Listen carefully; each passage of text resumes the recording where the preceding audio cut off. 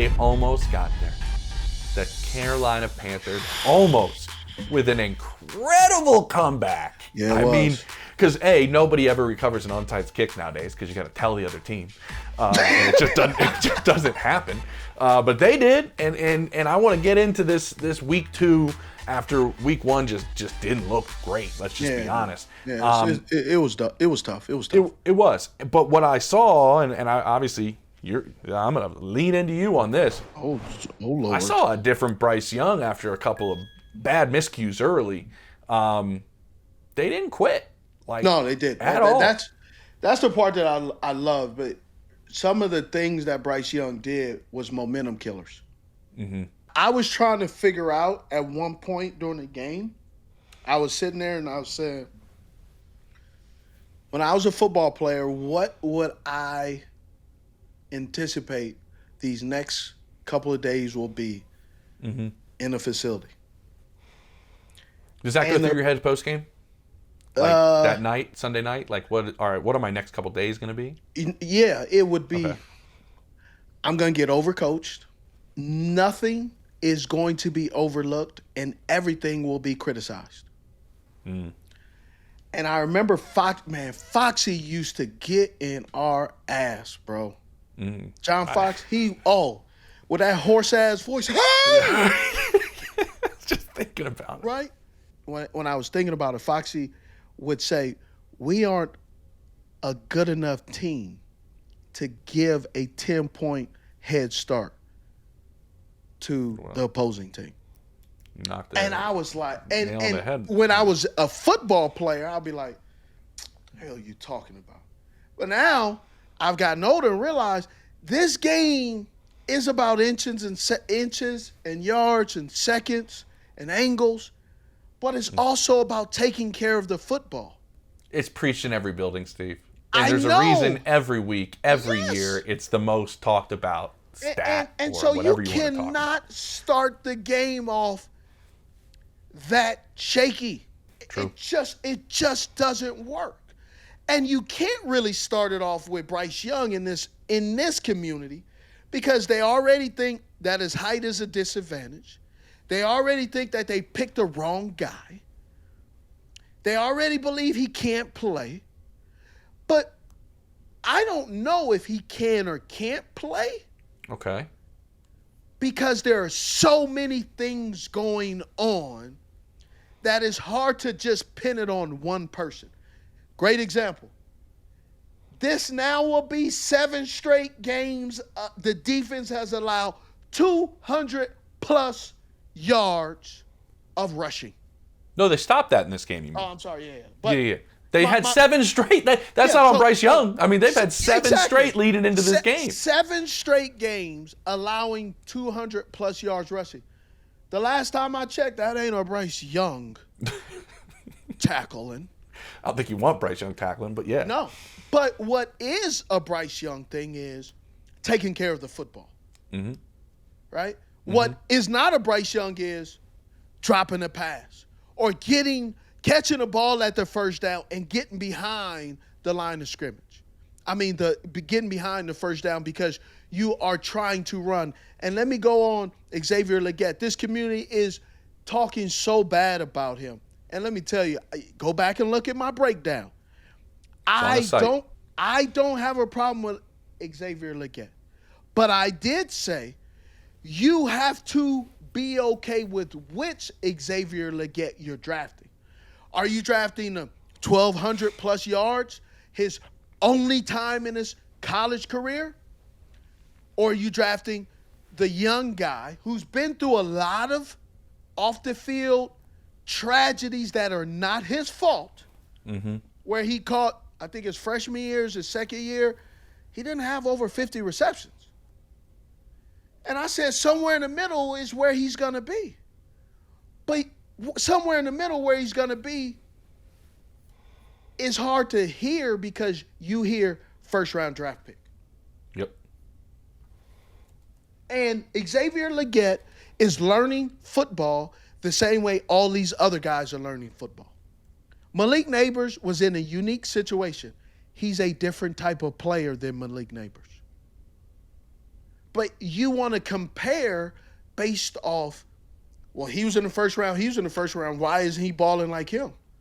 Because his name is not Neighbors. It's Legette. I remember going back when we did that episode, and again, yeah, go watch it. I was trying to look at my notes real quick, just from some DB coaches that went against him, and the first one right at the top from a DB coach that went against him. Watching him right now, I see a big athlete that really doesn't know how to play wide out yet.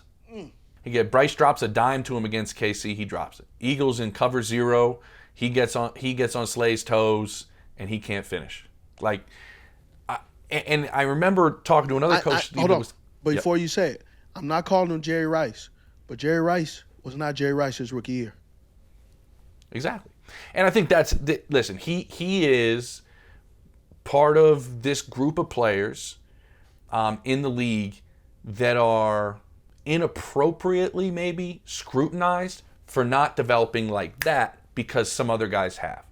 Everybody wants the quarterback to be C.J. Stroud his rookie year, which the numbers are insane. The next year, Jaden Daniels, the numbers are insane. Why can't a quarterback over the next couple years, in his first couple of years, develop and grow? We talk about C.J. Stroud last night. C.J. Stroud was going through his progressions, got destroyed because his running back got destroyed by a blitzer. Yep. Not his fault. I know the play you're looking at. He sees it. He sees. He goes, "Oh, my back got this. My back don't got it." You can see his eyes. He never put that in the equation. Go, yeah, my guy about to get ran over, and he's gonna put me in the dirt. Mm-hmm. Oh snap!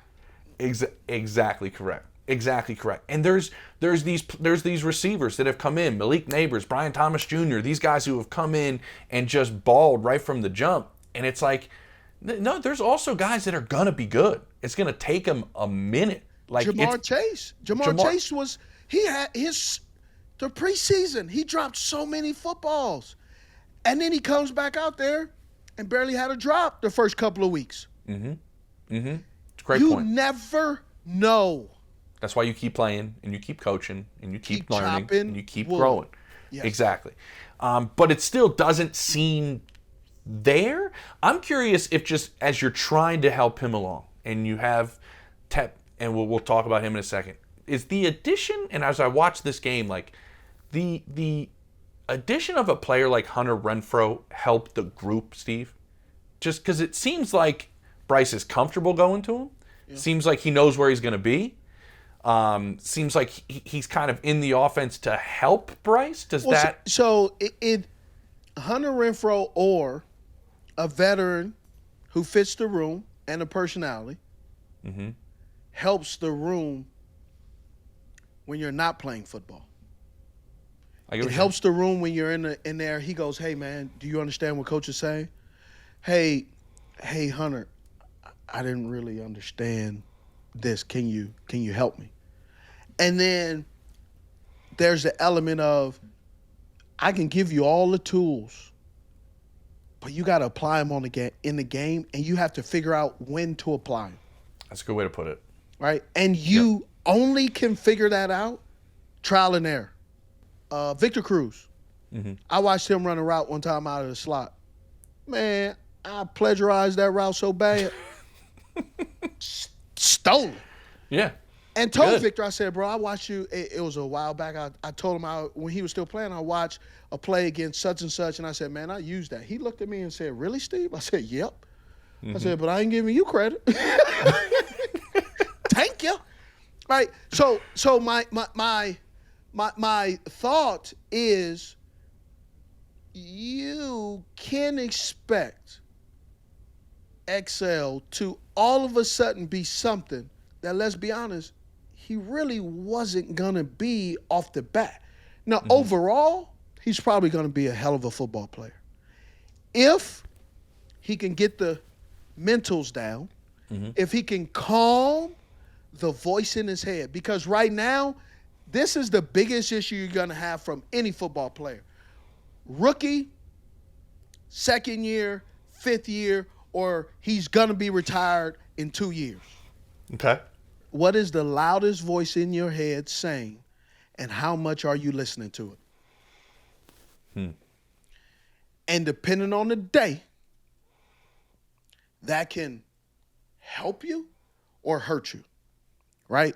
And the other next level to it, which is why I quit playing football and I decided I no longer wanted to play anymore, was every day when I got in the car to go to work, I was motivating myself. I got in the car and, no, butthole is checking in today. I'm not anybody's friend. So there were days where my coach would say, "Nah, Smitty, you ain't no one-on-ones today for you." Because I had that, who's next? Come on. Press up. Let's go. And it became such a habit for me that it started to become now my everyday. So my motivation became my drive.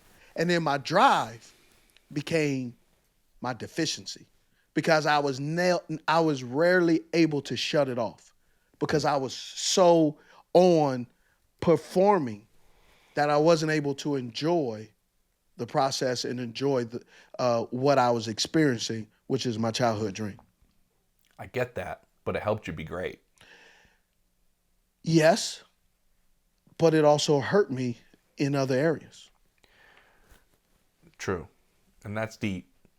But Panthers fans don't care about Xavier Legette's other areas right now.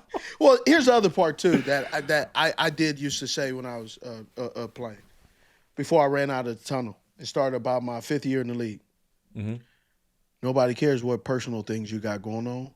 When you run out of that tunnel, they expect your ass to show up. They don't care if your mom has cancer. They don't care if someone's pregnant and you're a phone call away from them going into the delivery room. They don't. They're expecting you to show up. Yeah.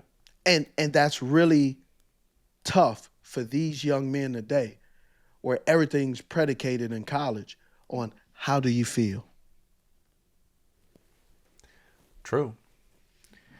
And that's the balance, honestly, for the player and the coaching staff, right? Or your position coach and everybody involved. Do you know X well enough to like what's that mentality right now? Is it this isn't working, I'm gonna grind? Well, do I know X well enough? I do. Will I say? I won't. Okay. And here's why, because people in here will say, well, Steve, you told the Panthers to pick Mingo. No, David Tebra asked me at that time, who is the next guy on my list? So he could have called Joe ass, but he didn't. He called me.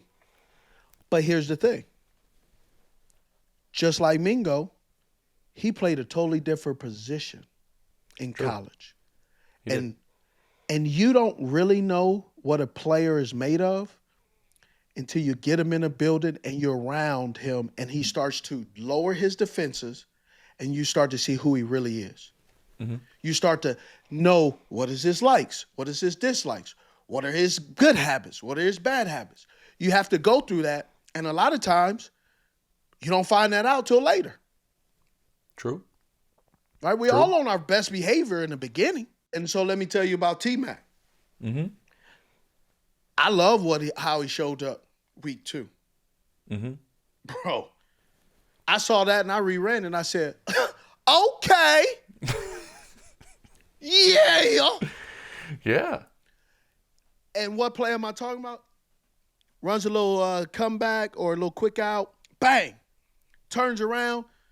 I don't care who it was. Pow. Ran him over and kind of looked at him. I said, okay. But here's the thing. That's the standard now. But that's the standard. That is the standard. That's what I am expecting out of you, top 10 pick, 6 foot yonder, next week, right? You're going against a big dog. Is you going to rag dog AJ Terrell like that? Because that's how you establish yourself in this league. See, let me repeat that. That's how you establish yourself in this league, not establish yourself in your weak-ass fantasy leagues. Because fantasy leagues are about catches. Mm-hmm. Real life is about what you do in real life. 4K, 8K on the field between the white lines. And I ain't talking about that sidewalk chalk or that hopscotch. I'm talking about the regular old football. Mm-hmm. And I love what he did. Just like Keon Coleman. Now I want to see. Mm-hmm. Yeah. And I'm curious what you thought. He also made another catch, by the way, where he was like, T-Mac was completely out of bounds, but still was just like, I'll go up and grab this real quick and just come down with it.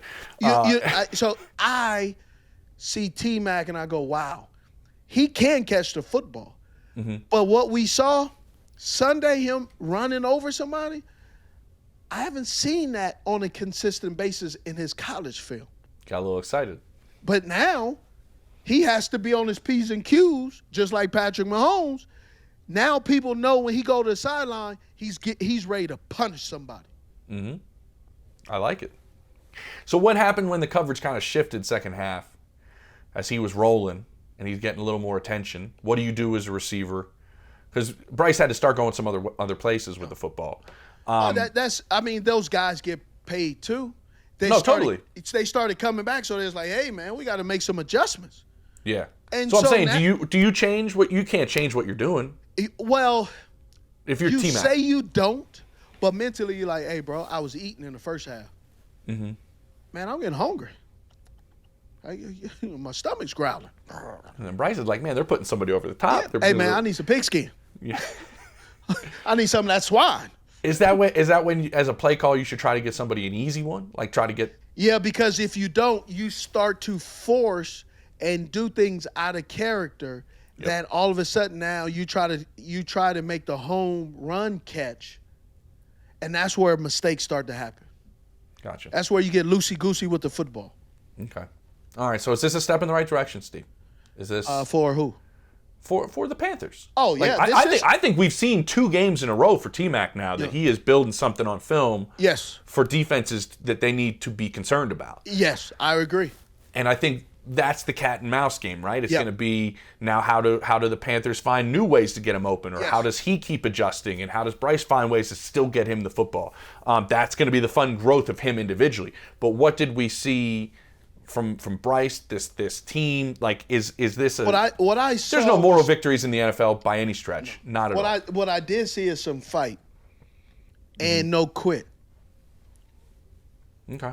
But we can't, after a while, though, we can't sit here and talk about the fight if they keep turning over the football and having shaky first halves or giving the opposing team 10 points off the bat. I mean, you got to remember, that first touchdown, bro, it was quick. It was like I went to the bathroom, it was like I went to the bathroom, came back. What happened?